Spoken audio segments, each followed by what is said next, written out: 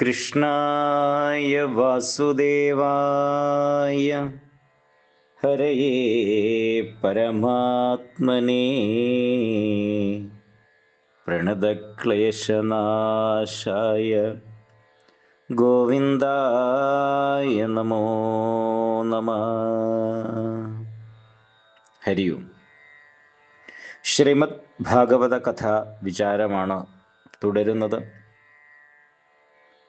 കേട്ടുകൊണ്ടിരുന്നത് കുന്തി സ്തുതിയാണ്. തൻ്റെ വംശത്തെ രക്ഷിക്കുന്നതിന് വേണ്ടി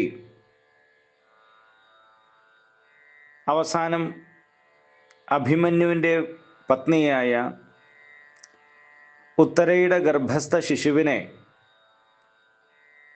ഭഗവാൻ രക്ഷിച്ചതുകൂടി കണ്ടതായ കുന്തിദേവി മാതൃവാത്സല്യത്തോടും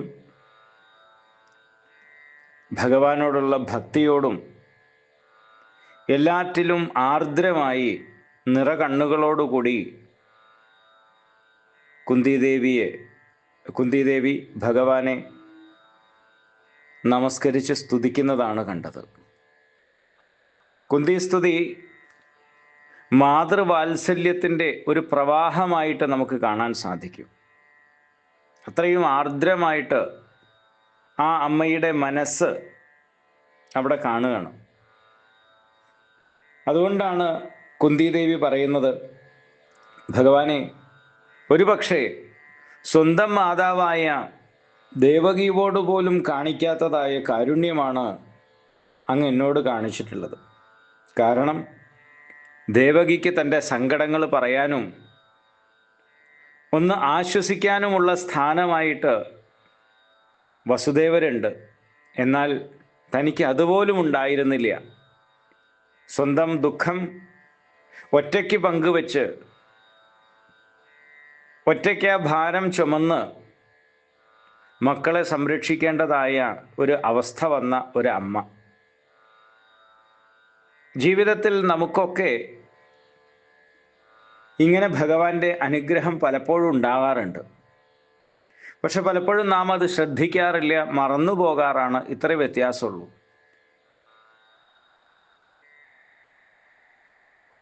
പല സമയത്തും നമുക്കൊക്കെ ഭഗവാന്റെ അനുഗ്രഹം ഉണ്ടാവാറുണ്ട്. ഇവിടെ കുന്തിദേവി അത് എടുത്തു പറയുന്നു എന്ന് മാത്രമാണ്. അതുകൊണ്ടാണല്ലോ പറഞ്ഞത്, ഭഗവാനെ, എനിക്കിപ്പോൾ ആപത്തുകളെ ഭയമില്ലാത്ത ഒരവസ്ഥയായിരിക്കണം. ആപത്ത് വരട്ടെ എന്ന് പറഞ്ഞ് കുന്തിദേവി പ്രാർത്ഥിക്കുക എന്നതിനർത്ഥം എപ്പോഴും ആപത്ത് വരട്ടെ എന്ന് കുന്തിദേവി പറഞ്ഞു എന്നല്ല. ആപത്തുകളെ ഭയമില്ലാതെയായി എന്നുള്ളതാണ്. ഭക്തൻ്റെ ഒരു ലക്ഷണം അതാണ്. ഭക്തൻ ആപത്തിനെ പോലും ഭയപ്പെടുന്നില്ല. കാരണം അവൻ ഉറച്ച വിശ്വാസമുണ്ട് ഭഗവാൻ തൻ്റെ കൂടെ ഉണ്ടാവും എന്നുള്ളത്. ഇതേ ഭക്തി നമുക്ക് വൃന്ദാവനത്തിലെ ഗോപകുട്ടികളിൽ കാണാൻ സാധിക്കും. ആ കുട്ടികൾക്കത് ഭക്തിയാണ് എന്നൊന്നും അറിയില്ല. പക്ഷെ കൃഷ്ണനോട് അവർക്ക് വലിയ സ്നേഹമാണ്, കൃഷ്ണന് പൂർണ്ണ വിശ്വാസമാണ്. കൃഷ്ണൻ കൂടെയുണ്ടെങ്കിൽ ഒരാപത്തും വരില്ല എന്നുള്ളത് അവർക്കറിയാം. ഇനി എന്തെങ്കിലും ആപത്ത് വന്നു കഴിഞ്ഞാൽ അത് കൃഷ്ണൻ നോക്കിക്കൊള്ളും എന്നുള്ള പൂർണ്ണ വിശ്വാസവും നമുക്കിനി വരുമ്പോൾ ദശമസ്കന്ധത്തിൽ കാണാൻ സാധിക്കും. അഘാസുര മോക്ഷത്തിലൊക്കെ അഘാസുരൻ്റെ വായിലേക്ക്, പെരുമ്പാമ്പായി കിടക്കുന്ന അഘാസുരൻ്റെ വായിലേക്ക് പോകുമ്പോൾ കുട്ടികൾ തന്നെ പറയുന്നുണ്ടല്ലോ, ഇനി ഇവൻ വല്ല അസുരനാണെന്നുണ്ടെങ്കിൽ ഭഗവത് വിനങ്ക്ഷതി, ആ ബകാസുരനെ കീറി കൊന്നു കളഞ്ഞതുപോലെ ഇവനെയും കൃഷ്ണൻ കൊല്ലും. കൃഷ്ണനും രാമനും നമ്മുടെ കൂടെ ഉണ്ടെങ്കിൽ നമ്മൾ എന്തിനാ ഭയക്കുന്നത് എന്നുള്ളതാണ്. ഇതാണ് യഥാർത്ഥ ഒരു ഭക്തിയുടെ സ്വരൂപം. ഭക്തന് ഒന്നിനെയും ഭയമില്ലാതെയായിത്തീരും. അതാണ് കുന്തിദേവിയുടെ പറയുന്നത്, ഭഗവാൻ, എൻ്റെ ജീവിതത്തിൽ ആപത്ത് എത്ര വേണമെങ്കിലും വന്നോട്ടെ. കാരണം ആപത്ത് വരുമ്പോഴെല്ലാം ആപത് ബാന്ധവനായിരിക്കുന്ന ഭഗവാന്റെ തുണ തനിക്കുണ്ട്. അപ്പോൾ നമ്മുടെ ജീവിതത്തിൽ പ്രതിസന്ധികൾ ഇല്ലാതിരിക്കണം എന്ന് പ്രാർത്ഥിക്കുകയല്ല, മറിച്ച് പ്രതിസന്ധികളെ അതിജീവിക്കാനുള്ള കരുത്ത് നമുക്കുണ്ടാവുക എന്നുള്ളതാണ്. ദുഃഖങ്ങൾ ഉണ്ടാകാതിരിക്കുകയല്ല, ദുഃഖങ്ങൾ വരണമെങ്കിൽ വന്നോട്ടെ. പക്ഷെ ആ ദുഃഖങ്ങളെയൊക്കെ അതിജീവിക്കാനുള്ള ശക്തി നമ്മുടെ മനസ്സിനുണ്ടാവുക എന്നുള്ളതാണ്. ദുഃഖങ്ങളില്ലാത്ത ഒരു ജീവിതം ആർക്കും സാധ്യമല്ല. ദേവേന്ദ്രന് പോലും കിട്ടിയിട്ടില്ല, പിന്നെയാണോ നമുക്ക് കിട്ടാൻ പോകുന്നത്? കാരണം നമ്മുടെ പൂർവകർമ്മഫലമായിട്ടാണ് സുഖവും ദുഃഖവും വരുന്നത്. അത് ആരാലും ഒഴിവാക്കാൻ സാധിക്കില്ല. പൂർവകർമ്മങ്ങളുടെ ഫലമായിട്ട് നമുക്ക് സുഖം വരുന്നുണ്ടെങ്കിൽ ദുഃഖവും അനുഭവിക്കാൻ നാം ബാധ്യസ്ഥരാണ്. സുഖത്തിൽ മാത്രം താല്പര്യം വെച്ചിട്ട് കാര്യമില്ല. പക്ഷേ അതിനെ അതിജീവിക്കാൻ, ഏതിനെയും സഹിക്കുന്നതിനുള്ള, ഏതിനെയും മറികടക്കാനുള്ള മനഃശക്തി നമുക്കുണ്ടാവുക എന്നുള്ളതാണ്. അത് ഇവിടെ കുന്തിദേവിക്കുണ്ടായി. അതുകൊണ്ടാണ് കുന്തിദേവി അങ്ങനെ പ്രാർത്ഥിച്ചത്. എന്നിട്ട് പറയുന്നു കുന്തിദേവി, ഹേ ഭഗവാനെ, ജന്മ ഐശ്വര്യ ശ്രുത ശ്രീഭിഹി ഏധമാനമതപ്പുമാൻ നൈവാർഹത്യഭിദാതും വൈ ത്വാം അകിഞ്ചന ഗോചരം. സർവേശ്വരനായിട്ടുള്ള ഹേ ഭഗവാനെ, അങ്ങ് അകിഞ്ചനന്മാർക്ക് ലഭ്യമായിട്ടുള്ളവനാണ്. അകിഞ്ചനന്മാരെന്ന് പറഞ്ഞു കഴിഞ്ഞാൽ ഒന്നുമില്ലാത്തവരായിട്ടുള്ള സന്യാസിമാരായിട്ടുള്ള ആളുകൾ. അങ്ങനെയുള്ള സന്യാസിമാരാൽ പ്രാപ്യനായിട്ടുള്ള ആളാണ്. ഇവിടെ സന്യാസിമാരെന്ന് പറഞ്ഞു കഴിഞ്ഞാൽ ആശ്രമ സന്യാസമെടുത്ത് കാഷായം ധരിച്ച സന്യാസിമാർ എന്നുള്ള അർത്ഥം എടുക്കരുത്. മറിച്ച് അകിഞ്ചനൻ എന്ന് പറഞ്ഞു കഴിഞ്ഞാൽ എല്ലാം ഈശ്വരൻ്റെയാണ് എന്ന ബോധ്യം വന്ന ആളുകൾ. അവരാണ് യഥാർത്ഥത്തിലുള്ള ഭക്തന്മാർ, അവരാണ് യഥാർത്ഥത്തിലുള്ള സന്യാസികൾ. സന്യാസി എന്ന് പറഞ്ഞു കഴിഞ്ഞാൽ എല്ലാം ത്യജിച്ചവർ എന്ന അർത്ഥത്തിലാണ് ഇവിടെ പറയുന്നത്. തൻ്റെ അഭിമാനത്തെ, അഹങ്കാരത്തെ മുഴുവൻ ത്യജിച്ച് എല്ലാം ഈശ്വരൻ്റെയാണ് എന്ന ഭാവം പൂർണ്ണമായി ഉറച്ച ആളുകൾക്ക് മാത്രം അറിയാൻ കഴിയുന്നവൻ എന്ന അർത്ഥത്തിലാണ്. ത്വാം അകിഞ്ചന ഗോചരം. അങ്ങനെയുള്ള ആ ത്യാഗേ നൈകേ അമൃതത്വമാനശുവ എന്ന് പറയുന്ന ശ്രുതിവാക്യം ഉണ്ടല്ലോ, ത്യാഗത്വം കൊണ്ട് മാത്രമേ അമൃതത്വത്തെ പ്രാപിക്കാൻ സാധിക്കൂ എന്ന് പറയുന്ന ശ്രുതിവാക്യത്തിൻ്റെ മറ്റൊരു താല്പര്യമാണ് ഇവിടെ പറയുന്നത്. അങ്ങനെയുള്ള ഭഗവാനെ, അകിഞ്ചന ഗോചരനായിരിക്കുന്ന ആ ഭഗവാനെ ജന്മം കൊണ്ടോ ഐശ്വര്യം കൊണ്ടോ സമ്പത്ത് കൊണ്ടോ ഒക്കെ താൻ വലിയ കേമനാണ് എന്ന് വിചാരിക്കുന്നവർക്ക് ഒരിക്കലും ആ ഭഗവാനെ അറിയാൻ സാധിക്കുന്നില്ല, ആ ഭഗവാനെ പ്രാപിക്കാൻ സാധിക്കുന്നില്ല എന്ന് ഇവിടെ പറയണം. നല്ല കുലത്തിൽ ജനിക്കുക, അതുപോലെ തന്നെ സമ്പത്ത് ഉണ്ടാവുക, ഇതൊക്കെ വിചാരിക്കുന്ന ആളുകളുണ്ടല്ലോ, അവർക്കൊരിക്കലും അങ്ങനെയുള്ള ആ ഭഗവാനെ അറിയാൻ സാധിക്കില്ല. കാരണം അതൊക്കെ അഭിമാനമാണ്, അഹങ്കാരമാണ്. ഞാൻ അങ്ങനെയാണ്, ഞാൻ നല്ല കുലത്തിൽ ജനിച്ചവനാണ്, ഞാൻ ബ്രാഹ്മണനാണ്, ഞാൻ ക്ഷത്രിയനാണ്. ഇതൊക്കെ അഹങ്കാരമാണ്, അല്ലെങ്കിൽ അഭിമാനമാണ്. ഇതെല്ലാം ശരീരത്തിന് ചുറ്റിപ്പറ്റിയാണല്ലോ ഈ അഭിമാനം നിൽക്കുന്നത്. അപ്പം അഭിമാനം കൂടുന്തോറും നമ്മൾ ഈശ്വരനെ മറക്കുകയാണ് ചെയ്യുന്നത്. ദേഹബോധമാണ് കൂടുതൽ ഉണ്ടാകുന്നത്. അതുകൊണ്ടാണ് അകിഞ്ചന ഗോചരനാണ് ഭഗവാൻ എന്ന് പറയുന്നത്.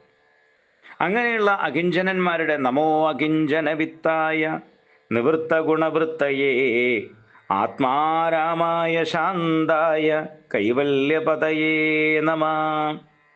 അങ്ങനെയുള്ള അകിഞ്ചനന്മാരുടെ സ്വത്തായി വിളങ്ങുന്നവൻ, നേരത്തെ പറഞ്ഞു ഭക്തന്മാർ അല്ലെങ്കിൽ സന്യാസിമാർ, ഇവരൊക്കെ അകിഞ്ചനന്മാരാണ്. ഒന്നുമില്ല, ഭഗവാനെ വെച്ച് ഒഴിവാക്കി കഴിഞ്ഞാൽ അവർക്ക് വേറെ ഒന്നുമില്ല. അവരുടെ സമ്പത്തും അവരുടെ എല്ലാം ഈശ്വരനാണ്. അങ്ങനെയുള്ള ആ അകിഞ്ചനന്മാരുടെ സമ്പത്തായിട്ടുള്ളവനെ എന്ന് പറയണം അകിഞ്ചന വിത്തായ നമ. അങ്ങനെയുള്ള ഭക്തശിരോമണികളുടെ, സന്യാസി ശ്രേഷ്ഠന്മാരുടെ പരിപൂർണ ധനമായിട്ടുള്ള ഭഗവാന് നമസ്കാരം. നിവൃത്ത ഗുണവൃത്തയേ, സത്വഗുണം രജോഗുണം തമോ ഗുണം എന്നിങ്ങനെയുള്ള ആ 3 ഗുണങ്ങളുടെ വൃത്തികളായിട്ടുള്ള ജാഗ്രത്, സ്വപ്നം, സുഷുപ്തി, ഇവയിൽ നിന്നൊക്കെ അകന്നു നിൽക്കുന്നവനും സാക്ഷി രൂപത്തിൽ നിലകൊള്ളുന്നവനും എല്ലാവരിലും സമമായി പ്രവർത്തിക്കുന്നവനുമായിട്ടുള്ള കാലസ്വരൂപനാണ് അങ്ങ് എന്നുള്ളത് എനിക്കറിയാം എന്ന് പറയാൻ. അതാണ് മന്യേത്വം കാലമീശാനം അനാദി നിധനം വിഭും. അങ്ങ് സാക്ഷാൽ കാലസ്വരൂപിയാണ്, കാലസ്വരൂപനായിട്ടുള്ള അങ്ങയുടെ പ്രേരണ കൊണ്ടാണ് ജീവജാലങ്ങൾ തമ്മിൽ കലഹമുണ്ടാകുന്നത്. എല്ലാം അങ്ങനെയാണ് ഉണ്ടാകുന്നത്. എന്മിഥ കലി. ജീവജാലങ്ങൾ തമ്മിൽ കലഹം ഉണ്ടാകുന്നത് മാത്രമല്ല, സ്നേഹം ഉണ്ടാകുന്നതും ഒക്കെ അങ്ങനെയാണ്. എന്നാൽ അങ്ങേക്ക് പ്രിയപ്പെട്ടവനായിട്ടോ അപ്രിയനായിട്ടോ ആരും തന്നെയില്ല. സ്നേഹത്തിലൂടെ നോക്കുന്ന സമയത്ത് സ്നേഹിക്കുന്നവനായും ദ്വേഷത്തിലൂടെ നോക്കുമ്പോൾ ദ്വേഷിക്കുന്നവനായും അങ്ങ് തോന്നപ്പെട്ടിരിക്കുന്നു എന്നല്ലാതെ അങ്ങ് പ്രത്യേകിച്ച് ആരോടും പ്രത്യേകിച്ച് മമതകളൊന്നും ഇല്ലാത്തതാണ് എന്ന് പറയാം. കാരണം നമ്മൾ കണ്ണാടിയിൽ നോക്കി ചിരിച്ചു കാണിക്കുമ്പോൾ കണ്ണാടിയിൽ പ്രതിബിംബം നമ്മളോട് ചിരിക്കുന്നു. കണ്ണാടിയിൽ നമ്മൾ മുഖം വീർപ്പിക്കുന്ന സമയത്ത് പ്രതിബിംബം നമ്മളോട് മുഖം വീർപ്പിക്കുന്നു. സ്നേഹത്തോട് കെട്ടിപ്പിടിക്കുന്ന ഭാവം കാണിക്കുമ്പോൾ ആ കണ്ണാടിയിലുള്ള പ്രതിബിംബവും കെട്ടിപ്പിടിക്കുന്നു. അത്രയേ ഉള്ളൂ. അത് ഓരോ ദൃഷ്ടിക്കനുസരിച്ചാണ് എന്ന് പറയുകയാണ്. എന്നിട്ട് പറയുന്നു, ഹേ ഭഗവാനെ, അങ്ങയുടെ ആ രീതികൾ ചികീർഷിതം, ആർക്കും മനസ്സിലാക്കാൻ സാധിക്കില്ല എന്ന് പറയുകയാണ്. വിശ്വാത്മാവായിരിക്കുന്ന പ്രപഞ്ചസ്വരൂപിയായിരിക്കുന്ന ഹേ ഭഗവാനെ, ജനനമില്ലാത്തവനായ അങ്ങയുടെ വരാഹം, അതുപോലെ തന്നെ ശ്രീരാമനായിട്ട്, പരശുരാമനായിട്ട്, മത്സ്യമായിട്ട്, കൂർമ്മമായിട്ട്, ഇങ്ങനെയൊക്കെയുള്ള അവതാരങ്ങൾ, കർമ്മമില്ലാത്തവനായിട്ടുള്ള അങ്ങയുടെ അനവധി കർമ്മങ്ങൾ, ലീലകൾ അല്ലേ. ഭഗവാൻ ഭാഗവതത്തിൽ തന്നെ കൃഷ്ണാവതാരത്തെക്കുറിച്ച് പറയുന്ന സമയത്ത് തന്നെ ശ്ലോകത്തിൽ പറയുന്നത് ജന്മമേ ഇല്ലാത്തതായിട്ടുള്ള ഭഗവാന്റെ അവതാരമാണ് സംഭവിക്കുന്നത് എന്നാണ് പറയുന്നത്. ഒന്ന് ആലോചിച്ച് നോക്കൂ. അതാണ് പറയുന്നത്, ജനനമില്ലാത്തവനായിട്ടുള്ള അങ്ങ് മത്സ്യമായിട്ടും കൂർമ്മമായിട്ടും വരാഹമായിട്ടും പരശുരാമനായിട്ടും ഒക്കെ അവതരിച്ചു. യാതൊരു കർമ്മങ്ങളും ഇല്ലാത്തവനായിട്ടുള്ള അങ്ങ് എന്തെല്ലാം കർമ്മങ്ങൾ ചെയ്യുന്നു, ലീലകൾ ചെയ്യുന്നു. ഇതൊക്കെ വെറും അഭിനയമല്ലേ ഭഗവാനെ? ഈ അഭിനയം പിന്നെയും സഹിക്കാം. അഭിനയത്തിൻ്റെ ഉള്ളിലെ ഈ അവതാരങ്ങൾ തന്നെ അഭിനയമാണെങ്കിൽ ആ അഭിനയത്തിൻ്റെ ഉള്ളിലെ ഒരു അഭിനയം അതെനിക്ക് ഇന്ന് വരെ മനസ്സിലായിട്ടില്ല എന്ന് പറഞ്ഞ് കുന്തിദേവി ഭഗവാന്റെ ഉലൂഖല ബന്ധന ലീലയെ ഒന്ന് സ്മരിക്കുകയാണ്. ഭഗവാനെ കുട്ടിക്കാലത്ത് 3-ാമത്തെ വയസ്സിൽ നടന്ന ഒരു ലീല, അതെന്താണ്? തൈർക്കലം ഉടച്ചു ഭഗവാൻ. കല്ലെടുത്തെറിഞ്ഞ് അമ്മയുടെ തൈർക്കലം പൊട്ടിച്ചു. ആ തൈർക്കലം പൊട്ടിച്ചതിൻ്റെ ശിക്ഷയായിട്ട് അങ്ങേ ഉരലിൽ കെട്ടിയിടാൻ വേണ്ടിയിട്ട് അമ്മ തീരുമാനിച്ചു. യശോദ ഗോപ്യാദേ ത്വയി കൃതാഗസിദാമതാവൽ യാതേദശാശ്രുകലിലഞ്ജന സംഭ്രമാക്ഷം. അപ്പോൾ ഭഗവാൻ തൈർക്കലം പൊട്ടിച്ച് വെണ്ണയൊക്കെ എടുത്ത് അവിടുന്ന് പുറത്തേക്ക് വന്നു. യശോദ പാലൊക്കെ അടുപ്പത്ത് വെച്ചിട്ടുള്ളത് ഇറക്കി വെച്ച് വരുന്ന സമയത്ത് നോക്കുമ്പോൾ തൈർക്കലം പൊട്ടിയിരിക്കുകയാണ്. ആ തൈർക്കലം പൊട്ടിച്ചതായിട്ടുള്ള ഭഗവാനെ പിടിക്കാൻ വേണ്ടിയിട്ട് കയ്യിലൊരു വടിയും കൊണ്ടാണ് ആ യശോദാമ്മ വരുന്നത്. അവിടെ തന്നെ പറയുന്നതെന്ന് വെച്ച് കഴിഞ്ഞാൽ, യോഗികൾ തപസ്സിലൂടെയും സമാധിയിലൂടെയും ഏതൊരു ഭഗവാനെയാണോ അന്വേഷിക്കുന്നത്, ആ ഭഗവാനെ യശോദ അന്വേഷിക്കുന്നത് കയ്യിലൊരു വടി പിടിച്ചുകൊണ്ടാണ്. അങ്ങനെ വന്നു, വിരലിൻ്റെ മുകളിലിരിക്കുന്ന ഭഗവാനെ കണ്ടു. കണ്ടതായിട്ടുള്ള ഭഗവാനെ പിടിക്കാൻ വേണ്ടി വരുന്ന സമയത്ത് ഭഗവാൻ ഇറങ്ങി ഓടി. അമ്മ പിന്നാലെ ഓടുന്നുണ്ട്. അവസാനം ഭഗവാൻ പിടികൊടുക്കുന്നു. ആ പിടികൊടുത്ത സമയത്ത് യശോദാദേവി കൃഷ്ണനെ, ഭഗവാനെ പിടിക്കുന്നുണ്ട്. ഉണ്ണിക്കണ്ണനെ പിടിച്ച് ഭഗവാന്റെ വലത്തെ കൈയെ അമ്മ തൻ്റെ ഇടത്തെ കൈ കൊണ്ട് പിടിക്കുന്നുണ്ട്. യശോദയുടെ വലത്തെ കൈയിലാണെങ്കിൽ വടിയുണ്ട്. മുഖത്തൊക്കെ വലിയ ദേഷ്യം കാണിച്ച് വലത്തെ കൈയിൽ വടിയും പിടിച്ചിട്ടുണ്ട്. ഇടത്തെ കൈ കൊണ്ട് കൃഷ്ണൻ്റെ വലത്തെ കൈ പിടിച്ച് അങ്ങനെ നിൽക്കുകയാണ്. വടി കാണിക്കുന്നുണ്ട്. കലം പൊട്ടിച്ചതിൻ്റെ ദേഷ്യം കാണിക്കുന്നു. നല്ല അടി കിട്ടുമെന്നുള്ള ഭാവത്തിൽ അങ്ങനെ നിൽക്കുകയാണ്. കണ്ണനാണെങ്കിൽ അമ്മയുടെ കയ്യിലെ വടി കണ്ടതോടു കൂടിയിട്ട് വലിയ പരിഭ്രാന്തിയായി. അമ്മ അടിക്കും എന്നുള്ള ഭയം വന്നു. അങ്ങനെ അമ്മയുടെ മുഖത്തേക്കും കയ്യിലെ വടിയിലേക്കും മാറി മാറി നോക്കി. തൻ്റെ ഇടം കൈ കൊണ്ട് കണ്ണൊക്കെ തിരുമ്പി, ആ കണ്ണാണെങ്കിൽ നിറഞ്ഞതായിട്ടുള്ള കണ്ണിൽ തലേ ദിവസത്തെ കൺമഷിയൊക്കെ ഉണ്ട്, അതെല്ലാം കൂട്ടി തിരുമ്മി ചുണ്ടൊക്കെ വളരെ സങ്കടത്തോടു കൂടിയിട്ട് കോടി വിതുമ്പി നിൽക്കുന്നതായിട്ടുള്ളൊരു രംഗം, അതെനിക്ക് ഇന്ന് വരെ മനസ്സിലായിട്ടില്ല ഭഗവാനെ എന്നാണ് ഈ കുന്തിദേവി പറയുന്നത്. കാരണം അമ്മയുടെ കയ്യിൽ ഒരു കഷ്ണം വടി കണ്ട് ഭഗവാൻ ഭയപ്പെടുകയാണ് ചെയ്യുന്നത്.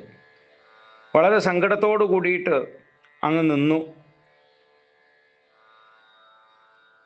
ആ നിൽപ്പൊരു വല്ലാത്ത നിൽപ്പായിരുന്നു. വക്രം നിനീയ ഭയഭാവനയാ സ്ഥിതസ്യ സാമാം വിമോഹയത് ഭീരപിയത് ബിഭേതി.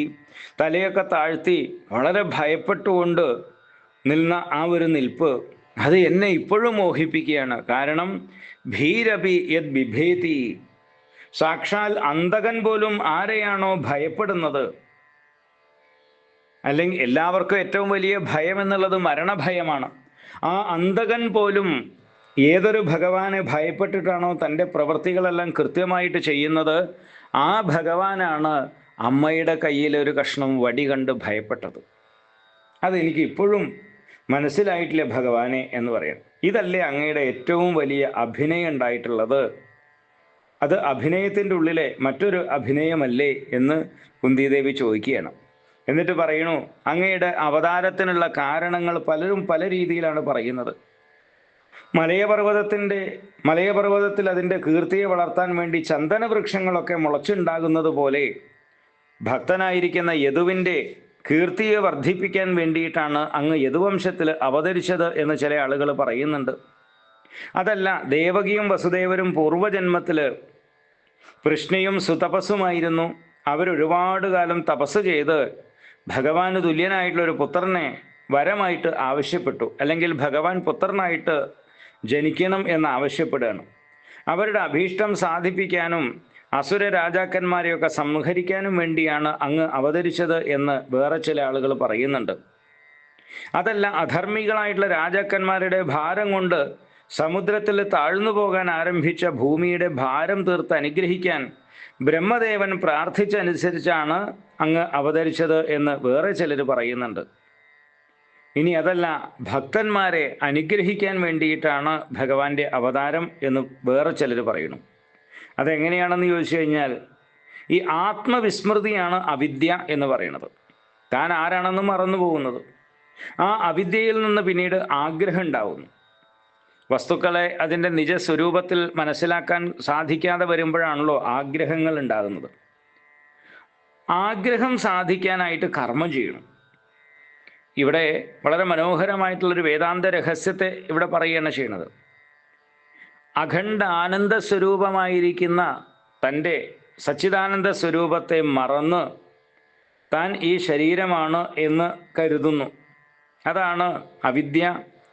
അവിദ്യയുടെ ഭാഗമായിട്ടുള്ള ആവരണ വിക്ഷേപങ്ങൾ ഉണ്ടാകുന്നു. തൻ്റെ സ്വരൂപത്തെ ആവരണം ചെയ്യുന്നു. ശരീരത്തിൽ ആത്മബുദ്ധി വിക്ഷേപമായിട്ട് വരുന്നു. അങ്ങനെ ശരീരമാണ് താനെന്ന് ധരിക്കുന്നതോടു കൂടിയിട്ട് മറ്റെന്തെങ്കിലുമൊക്കെ ഉണ്ടെങ്കിലേ തനിക്ക് സുഖിക്കാൻ സാധിക്കൂ എന്നുള്ള തോന്നലുണ്ടാവുകയാണ്. അതിനു വേണ്ടിയിട്ട് ആഗ്രഹങ്ങൾ ഉണ്ടാകുന്നു. ആ ഇഷ്ടവസ്തുക്കളെ നേടിയെടുക്കാൻ വേണ്ടി ആഗ്രഹം ഉണ്ടാകുന്നു.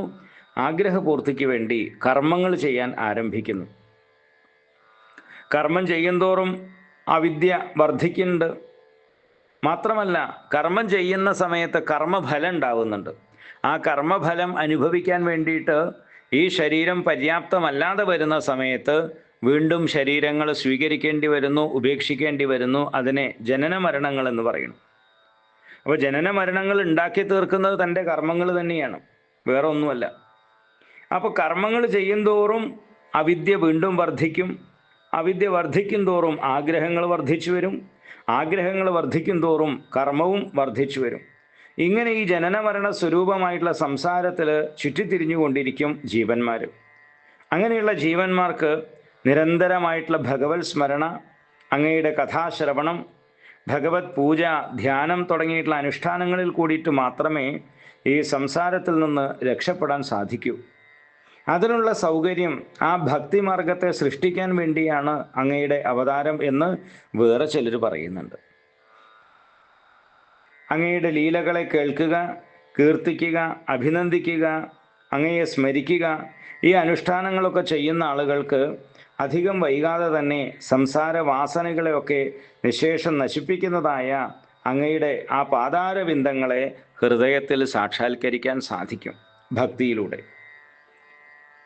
എന്നിട്ട് പറയുന്നു വീണ്ടും, ആശ്രയിക്കുന്ന ആളുകളുടെ സർവ്വ അഭീഷ്ടങ്ങളെയും സാധിപ്പിക്കുന്നവനായിട്ടുള്ള ഹേ മഹാപ്രഭു, ആശ്രിതനായിട്ടുള്ള ഞങ്ങളെ അവിടുന്ന് ഉപേക്ഷിച്ചു പോവുകയാണോ എന്ന് ചോദിക്കുന്നു. ഭാരത യുദ്ധത്തിലൂടെ ഇത്രയധികം ജനങ്ങളെ സംഹരിച്ചതായിട്ടുള്ള ഞങ്ങൾക്ക് അങ്ങയുടെ പാതാരവിന്ദങ്ങളല്ലാതെ എന്തൊരാശ്രയമാണ് ഭഗവാനെ വേറെ ഉള്ളത്? ജീവൻ വേർപെട്ടു പോയാൽ പിന്നെ ഇന്ദ്രിയങ്ങൾക്ക് വല്ല സാമർഥ്യം ഉണ്ടാവുമോ? എത്ര നല്ല ശക്തമായിട്ടുള്ള ഇന്ദ്രിയങ്ങളാണെങ്കിലും ശരി, ജീവൻ വേർപെട്ടു പോയി കഴിഞ്ഞാൽ അതിൻ്റെ എല്ലാ സാമർഥ്യവും ശക്തിയും കഴിഞ്ഞില്ലേ? അതുപോലെ തന്നെ അങ്ങ് പിരിഞ്ഞു പോയിട്ടുണ്ടെങ്കിൽ പിന്നെ ഞങ്ങൾക്ക് വേറെ ആരാ ഉള്ളത്? പാണ്ഡവരുടെ ജീവനായിട്ടിരിക്കുന്നത് ഭഗവാനെ അങ്ങല്ലേ?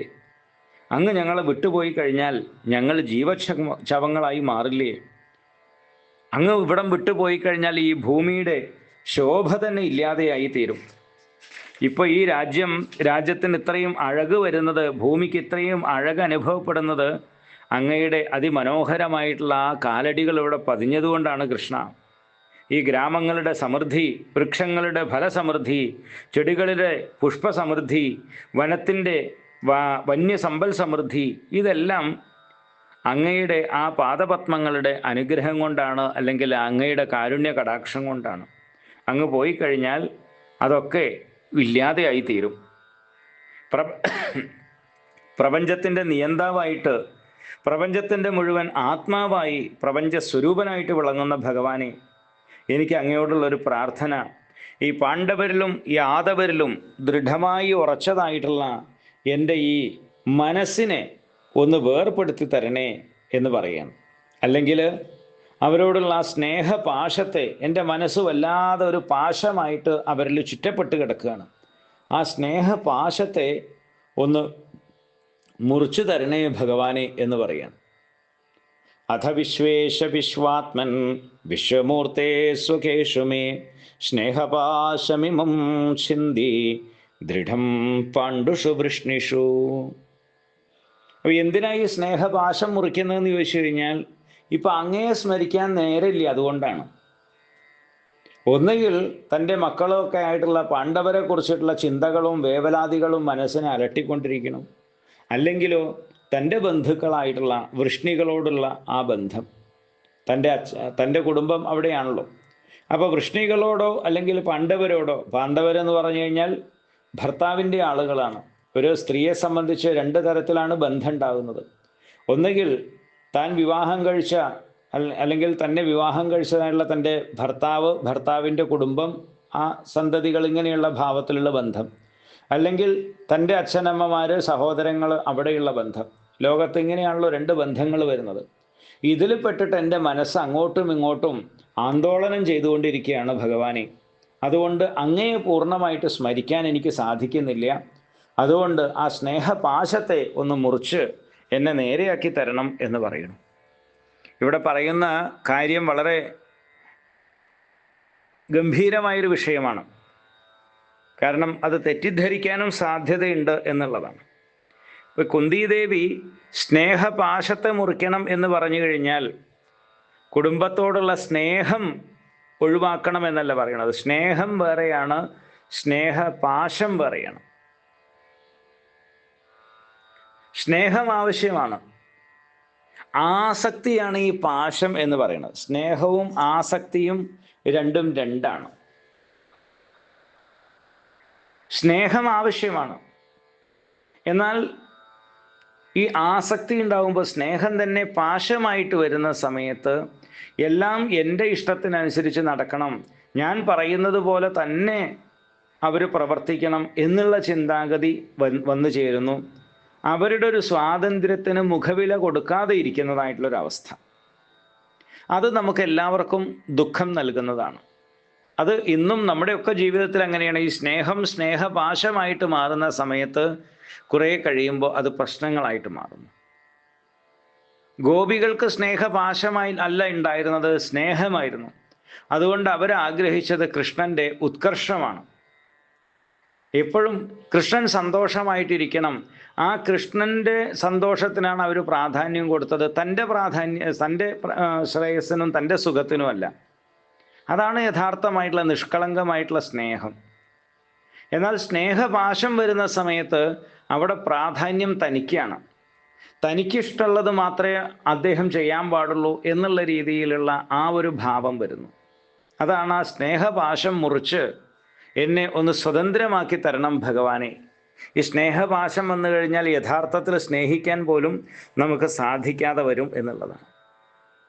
അതാണ് കുന്തിദേവി പറയുന്നത്, ഈ സ്നേഹപാശത്തെ ഒന്ന് മുറിച്ച് എനിക്ക് തരണേ.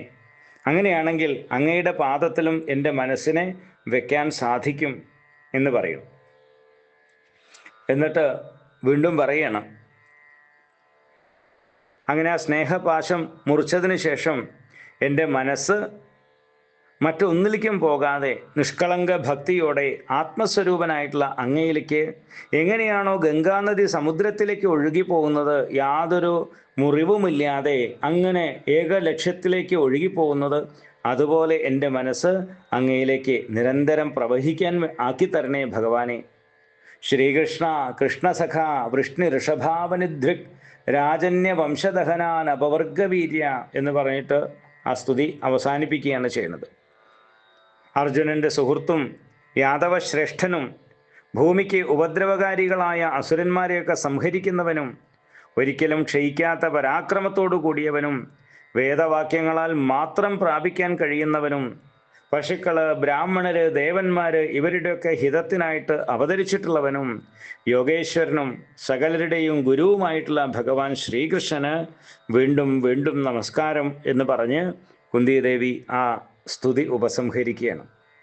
2 വരങ്ങളാണ് കുന്തിദേവി ഭഗവാനോട് ആവശ്യപ്പെട്ടത്.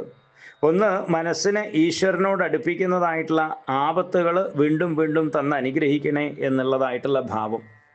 മറ്റൊന്ന്, ലൗകിക സ്നേഹം മുഴുവൻ ഇല്ലാതെയാക്കിയിട്ട് തൻ്റെ സ്നേഹം മുഴുവൻ ഈശ്വരനിലേക്ക് ആക്കിത്തരണേ എന്നും. അങ്ങനെ ആവാം എന്ന് പറഞ്ഞ് ഭഗവാൻ പുഞ്ചിരിയോടെ കുന്തിദേവിയെ അനുഗ്രഹിച്ചു. പിന്നീട് എല്ലാവരോടും യാത്ര പറഞ്ഞ് ദ്വാരകയിലേക്ക് പുറപ്പെട്ടതായിട്ടുള്ള ഭഗവാനെ യുധിഷ്ഠിരൻ തൻ്റെ സ്നേഹ ആധിക്യം കൊണ്ട് തടഞ്ഞു നിർത്തുകയാണ്. കാരണം മഹാഭാരത യുദ്ധത്തിൽ ബന്ധുക്കളെയൊക്കെ കൊല്ലേണ്ടി വന്നതായിട്ടുള്ള ദുഃഖം യുധിഷ്ഠിരനെ വല്ലാതെ തളർത്തി. ശരീരാഭിമാനം കൊണ്ടും അവിവേകം കൊണ്ടും ഉണ്ടായിട്ടുള്ള ആ സ്നേഹത്താൽ പരവശനായിട്ടുള്ള അദ്ദേഹം ഭഗവാനോട് പറയുകയാണ്, എൻ്റെ അജ്ഞാനത്തിൻ്റെ വലിപ്പം നോക്കൂ കൃഷ്ണ. നശിക്കുന്ന ഈ ശരീരത്തെ രാജകീയ സുഖങ്ങളെ കൊണ്ട് തൃപ്തിപ്പെടുത്താം എന്ന് വ്യാമോഹിച്ച ഞാൻ എത്ര ബുദ്ധിശൂന്യനാണ്. അതിനു വേണ്ടിയല്ലേ ഞാൻ ഈ 18 അക്ഷൗഹിണി സൈന്യത്തെ സംഹരിപ്പിച്ചത്. യുദ്ധത്തിൽ കുട്ടികൾ, ബ്രാഹ്മണർ, സുഹൃത്തുക്കൾ, പിതാവിൻ്റെ സ്ഥാനത്തുള്ളവർ, സഹോദരന്മാർ, ഗുരുനാഥന്മാർ ഇവരെയൊക്കെ സംഹരിപ്പിച്ചതായിട്ടുള്ള എനിക്ക് എത്ര കാലം കഴിഞ്ഞാലും നരകത്തിൽ നിന്ന് ഒരിക്കലും മോചനം കിട്ടാൻ പോകുന്നില്ല. രാജാവിന് ധർമ്മയുദ്ധത്തിൽ ശത്രുക്കളെ കൊല്ലുന്നത് പാപമല്ല എന്ന് സ്മൃതിവാക്യമുണ്ട്. രാജാവിൻ്റെ ധർമ്മമാണ് ധർമ്മയുദ്ധം ചെയ്യുക. അങ്ങനെയൊക്കെ സ്മൃതിവാക്യം ഉണ്ടെങ്കിൽ കൂടിയിട്ട് അതൊരിക്കലും എൻ്റെ പ്രവൃത്തിക്ക് ഒരു ന്യായീകരണമായിട്ട് തോന്നുന്നില്ല. കാരണം യുദ്ധത്തിൽ വധിക്കപ്പെട്ട ബന്ധുക്കളുടെ സ്ത്രീകളൊക്കെ വിധവകളായി തീർന്നില്ലേ? ആ പാപത്തിന് പ്രായശ്ചിത്തം ഗൃഹസ്ഥ ധർമാചരണം കൊണ്ട് സാധിക്കും എന്ന് എനിക്ക് തോന്നുന്നില്ല. യാഗങ്ങളെ കൊണ്ട് ചെയ്യപ്പെടുന്നതായിട്ടുള്ള പ്രായശ്ചിത്തങ്ങൾ പോലും എൻ്റെ പാപത്തെ നശിപ്പിക്കാൻ പര്യാപ്തമല്ല. അതുകൊണ്ട് ഞാൻ കാട്ടിൽ പോയിട്ട് തപസ് ചെയ്ത് എൻ്റെ പാപത്തെ നശിപ്പിക്കാൻ ശ്രമിക്കുകയാണ് എന്നിങ്ങനെ യുധിഷ്ഠിരൻ പറയുകയാണ്. ഭീമൻ, അർജുനൻ തുടങ്ങിയിട്ടുള്ള സഹോദരന്മാരും അതുപോലെ വ്യാസൻ, ധൗമ്യൻ തുടങ്ങിയിട്ടുള്ള മഹർഷിമാരൊക്കെ ഉപദേശിച്ചിട്ടും യുധിഷ്ഠിരൻ്റെ മനസ്സിന് യാതൊരു സ്വസ്ഥതയും കിട്ടിയില്ല. താൻ എന്തോ വലിയ അപരാധം ചെയ്തു കഴിഞ്ഞു എന്നുള്ള ചിന്ത യുധിഷ്ഠിരനെ വല്ലാതെ അലട്ടുകയാണ്. ഭഗവാൻ യുധിഷ്ഠിരനോട് പറയുന്നുണ്ട്, അങ്ങേക്ക് ധർമ്മത്തിൻ്റെ സൂക്ഷ്മ വശങ്ങളെക്കുറിച്ച് അറിയാത്തത് കൊണ്ടാണ് ഈ വിഷമം. ഇന്ന് ജീവിച്ചിരിക്കുന്ന ധാർമ്മികന്മാരിൽ ഏറ്റവും ശ്രേഷ്ഠനായിട്ടുള്ള ആളാണ് ഭീഷ്മ പിതാമഹൻ. അദ്ദേഹമാകട്ടെ കുരുക്ഷേത്രത്തിൽ ശരശയനത്തിലാണ് ഇപ്പോൾ ഉള്ളത്. അദ്ദേഹത്തെ സമീപിച്ച് ധർമ്മസ്വരൂപത്തെ ചോദിച്ചു മനസ്സിലാക്കൂ എന്ന് അങ്ങയുടെ ഈ മാനസികമായിട്ടുള്ള അസ്വസ്ഥതകൾ മുഴുവൻ നീങ്ങും. ധർമ്മത്തെ മനസ്സിലാക്കുക, അത് അനുഷ്ഠിക്കുക. ഇതാണ് നമ്മുടെ മനസ്സിൻ്റെ സ്വസ്ഥതയ്ക്കുള്ള ഏറ്റവും വലിയ വഴി. നമ്മൾ എത്ര കണ്ട് ധർമ്മത്തിൽ നിന്ന് നീങ്ങിപ്പോകുന്നുണ്ടോ, അകന്നു പോകുന്നുണ്ടോ, അത്രയും കണ്ട് നമ്മുടെ മനസ്സ് അസ്വസ്ഥമായി തീരും. ധർമ്മത്തിലേക്ക് നമ്മുടെ മനസ്സ് അടുത്തു വരുമ്പോഴേ നമ്മുടെ മനസ്സിന് വേണ്ടതായ സ്വസ്ഥതയും കിട്ടും. അതുകൊണ്ട് ഇവിടെ പറയുകയാണ്, ധർമ്മത്തെ മനസ്സിലാക്കൂ എന്ന് പറഞ്ഞിട്ട് യുധിഷ്ഠിരനോട് പറയുകയാണ്. അങ്ങനെയാണ് യുധിഷ്ഠിരൻ ഭീഷ്മരെ കാണാൻ വേണ്ടിയിട്ട് കുരുക്ഷേത്രത്തിലേക്ക് പോകാൻ തയ്യാറാവുന്നത്. ഇവിടെയാണ് ഈ 8-ാമത്തെ അധ്യായം കഴിയുന്നത്. 9-ാമത്തെ അധ്യായത്തിൽ ഭീഷ്മസ്തുതി, ഭീഷ്മരെ കാണാൻ പോകുന്നു, ഭീഷ്മരിൽ നിന്ന് ധർമ്മോപദേശങ്ങൾ സ്വീകരിക്കുന്നു, ആ ഭീഷ്മര് ഭഗവാനെ സ്തുതിക്കുന്നു തുടങ്ങിയിട്ടുള്ള ഭാഗങ്ങളാണ്. അത് നമുക്ക് അടുത്ത ക്ലാസ്സിൽ കേൾക്കാം. ഹരി ഓം.